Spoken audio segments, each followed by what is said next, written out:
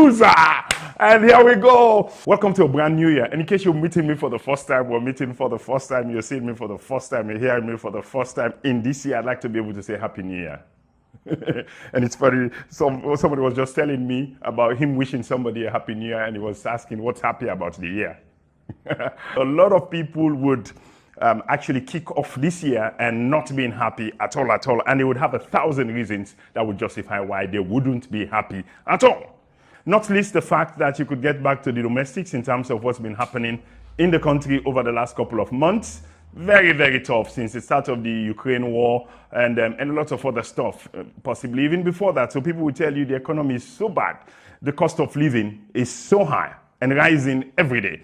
Well, amongst other things I do, I'm a pastor in church, and I had to just joke around, if you like, with members of my congregation. We're all complaining about the prices of commodities in the market, and rightly so. But there's this quote by Paul Harvey: in times like this, it's always helpful to recall that there have always been times like this. What does that mean? And so one of the things I did with my congregation in the church, I just asked the question, is this the first time we're having this astronomical rise in prices?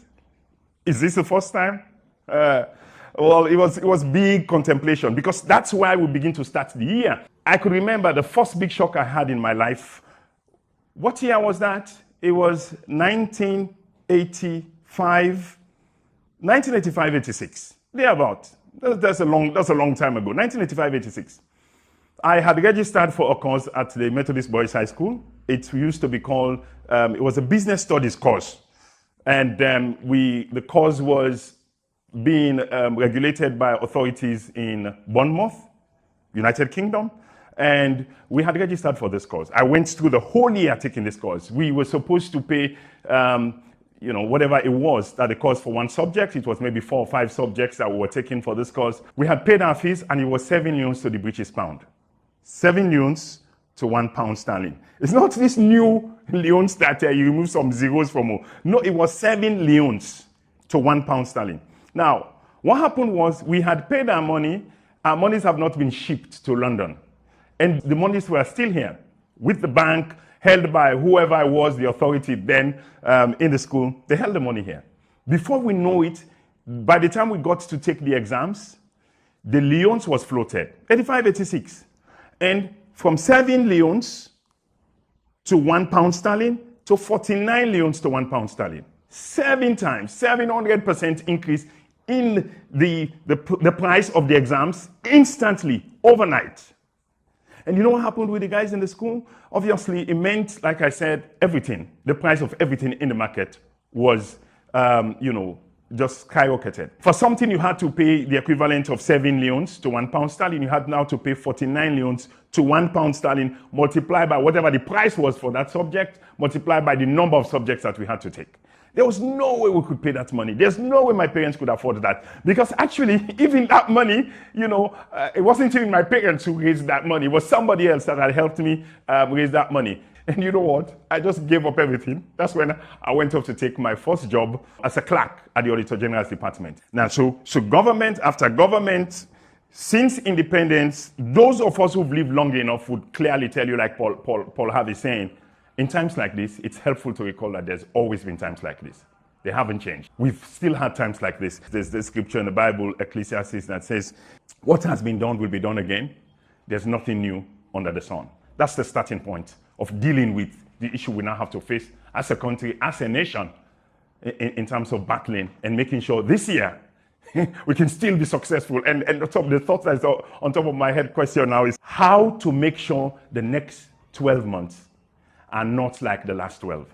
It's a big challenge, a big question you have, and that's the question I'd like to be able to explore today. First point I want to underscore, this is not the first time that we're having this. It's not the first time. There's always been times like this. Now, here, given that this is not the first time we're having price hikes, let me tell you another, maybe I'll tell you another story. When I was at the Albert Academy, that was I entered the Albert Academy in 1979. And how much was school fees then? 15 leons. And that 15 leons, we paid 15 leons for stamp fees, and that 15 leons had with it books. It was tuition fees and books. So if we say, yes, things are bad, prices have doubled, It's not the first time that's happening. In the history of the country, and in fact, if we could tell you, it's not just something that's affecting Sierra Leone. You could say we are worse off, but every country in the world, lots of countries, not says every country, but lots of countries in the world would tell you what things actually cost 10, 15, 20, 30 years ago. That's not what they cost. Prices have gone up in various other places in the world. And I said to Joy, and she keeps reminding me all again, she says, where things will not get better, the people will have to get better. And there are several layers to this. If you consider the fact that, the conditions that prevailed that would affect the exchange rate in a country, they're so complex. There's so many things that the best of governments, the best of individuals that could boast that I can change and challenge this, they could get into office and you realize it's more complex than you imagined. So therefore, the way I've positioned my life and my mind since I broke off from poverty, age 21, getting to my 22nd birthday, that's the mindset I now have. If I want to change anything, I don't focus on what externally can happen or what the government has to do, what my relatives have to do, what my parents had to do, what's in the power of external parties to do. No, I always start with what is in my power to do. What can I change? What can I control? If I can focus on that, I can make sure the next 12 months are not like the last 12. So if you want to fix an issue, that's the mindset I have. There's prices going up. Okay, I looked in the midst of the prices and the economy and everything. What I say to myself, okay, how much of this is within stuff that I can control, and how much of this is within stuff that I cannot control? If you worry over stuff that you cannot control, you're wasting your time. And if you're worrying again over stuff that you can control, you're also wasting your time. What does that mean? Because if it's in your control, fix it. Get up every day and work on those things. If it's not in your control, you're wasting your time, you're wasting your energy. So what I will do for us to be able to make sure the next 12 months are not like the last 12 is to focus on those things in our lives that we can change. Those things that would affect us. Because like I said, for things to change for you, you have to change. For things to get better for you, you have to get better. That is my mantra. That's the mantra of the Life by Design show. That's the mantra of the Jab show. That's the mantra we've run through for over 3 decades. In churches, on radio, till we came to television, till we built businesses. Sometimes things do not change, people change.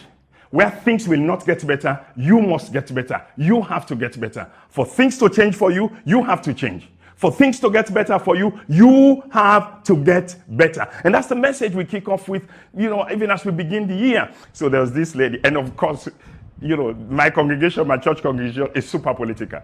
It's super political, and it's funny.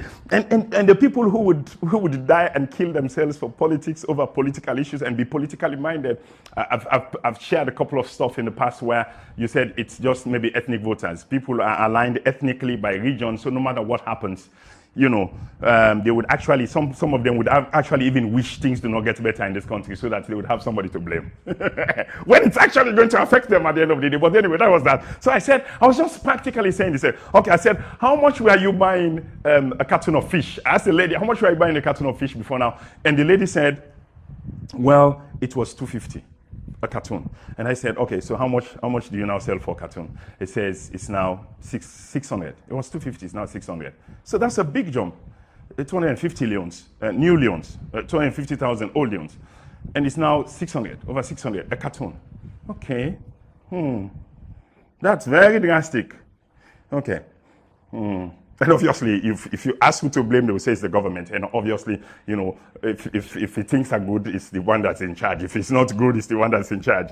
But I moved again, and I said, okay, when was the last time there was a change as drastic as this? And we mentioned the date, and said, how much was the price per carton then? Before it got to the point where, when you started doing this business, how much was carton? He said it's 70 leons, 70,000 leons, which is 70 leons equivalent. So from 70, it moved on to 250, and we were fine.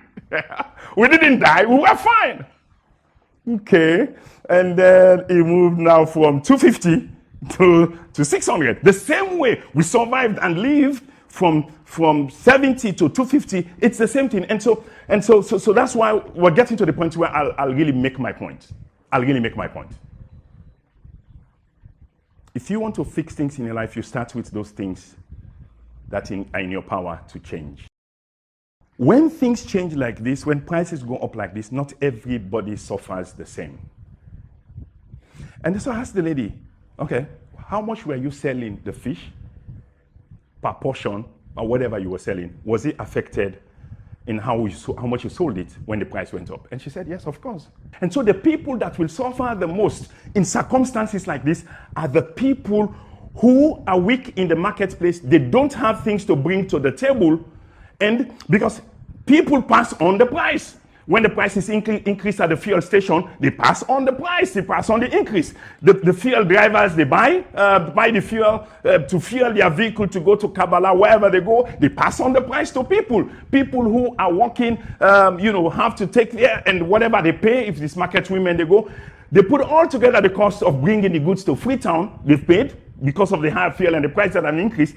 They are always, any producer, we have two kinds of people. We have consumer people, we have producer people. The consumer people are the people who they buy everything, they don't produce anything. They don't produce anything, they just buy everything. And so what happens, those are the people that suffer most. People who don't produce. What do you know that you bring to the table? That's the basis of whether, and to the effect that you're going to be affected. How seriously you're going to be affected when times are like this. You cannot change the economy. Like I said, it's complex. What I could do is to, somebody who's beating their chest now, if I were there, I'll do something differently. You'll be tried tomorrow and given power to change the economy to run stuff, you would know how complex stuff are. And I can't even begin to talk about how complex they are. That's a story for another day. The point is, you cannot control all the factors that are driving price change, but you can drive your earning capacity, which is fundamentally a function of your knowledge, practical knowledge, of things you've learned that you could put to practice, that you could provide and produce goods and services in the market in Sierra Leone that people would pay for. And you're struggling now, people are building houses. And when I say that, the first thing that comes to your mind, well, yes, it's the political people, so they're benefiting from the politics. This person, that's why they're building houses. No, no, sir. The people who would benefit directly as a result of politics, what percentage could they be? What percentage could they be? Do you want to say give it 10%? Do you want to give it 20% maximum if it gets to that point of people who their livelihood is politics? Sometimes not even up to 10%. But like I said, just give it 20% for argument's sake. That means 80% of the people who would be advancing and growing, does not have anything to do with any political party, but would rather have to do with their productive capacity. What they bring into the marketplace, what they can sell, the value of goods they can produce, their minds that they put into use. That is what 80% of people, I don't have a survey that I've done for this, but majority of people who would be advancing in this country. It's not politically related. There are people who have goods and services to sell. They have things, they have ideas, they have knowledge, they have things they have learned, they have intellectual property, they have things they can go to their employers, they can bargain. People bargain for their salaries because they are so valuable. What they know and the money they make for the organization is so great and it's so ridiculous that they can name their salaries. They can name their salaries. Why you cannot negotiate with your boss is because it's easy to replace you. And maybe we'll talk, Joe, this is very insensitive in a time like this where things are so tough now because everything okay for you. That's why you're talking like that. Okay. Now, if you had the option to wait for things to change outside so that things could get better for you with no assurance, and the option that you could be told that you could work out the change that is needed in your life, which one would you go for? Which one is under your control? Which one is much more under your control? That's why we say it's your life by design. It's the life that you can create for yourself. If you want the next 12 months to be different than the last 12 for you, it's going to start with you realizing that no matter how difficult things are, things have always been difficult. This is not the first time that things are getting difficult. What will change how the changes of things would affect you is the value you create for yourself. More and more people are using Rokel SIM Copper Plus in their everyday lives. Did you hear that? She just transferred money for her daughter's school fees. And this man just paid for some products. Ah, Mr. Abu, are you sending money to your wife again? Yes, like Rokel SIM Copper. Ah. Yes, like having money in my pocket. Ah, excellent. Thank you.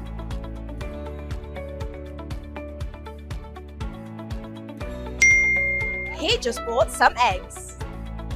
The world is digital, so keep up with the times. Have you got a payment to make? If so, just download Rokel SIM Copper Plus now. You can download the Rokel SIM Copper Plus app from Apple iStore and iPad or Google Play Store for Android users. You see, it's fast, safe and reliable.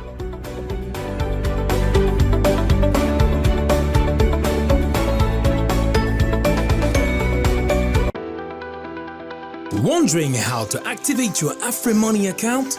It's easy. Dial *161*8*3#. Enter your default PIN or old PIN and press send. Enter your new PIN and press send. Enter your new PIN again. You'll receive a message confirming your PIN change. AfriMoney. Fast, easy, safe.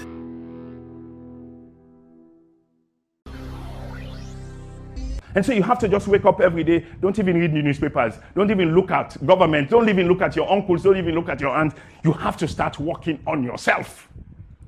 That's the story I've told for the last 30 years. Start working on yourself. When I complained about everything that was going on in my life, the only way I began to change my life was to make sure the time I used to spend to go down to the Poyobafa and fight over girls and have girls fight over me, just sit down and begin to work on myself. Go back and take my O-levels. I took my O-levels, AAT prelim. I didn't even have the money to pay. But the thing is, once a man makes up his mind of what they want to do, the universe conspires. The alchemist. The universe conspires. When you decide this is what you want to do, this is where you want to go, the universe conspires. There's favor that is attracted by you just being determined. I'll fix it. This is my rantings for as we open up the new year for you to say, for the next 12 months not to be like the last 12 months, is for you to realize that, first of all, things have always been tough. Things have always been difficult. This is not the first time we've had a price hike. No, things is always. In fact, let me tell you something. It's funny. It's a funny story. When the Leons got to 7,500, that was the big hike. When it got to 7,500, people said, in that year, I was still with ACTB Bank working there full time, and then people said it's going to go 10,000 Leons by December. I always said, Father forgive, Father forgive. Don't even say that. Astaghfirullah. I don't know whether it was 65 times. Astaghfirullah 65 times. Don't even say that. Don't even mention that. And it came and went past 10,000. It went past 11,000, 12,000, 13, 15,000.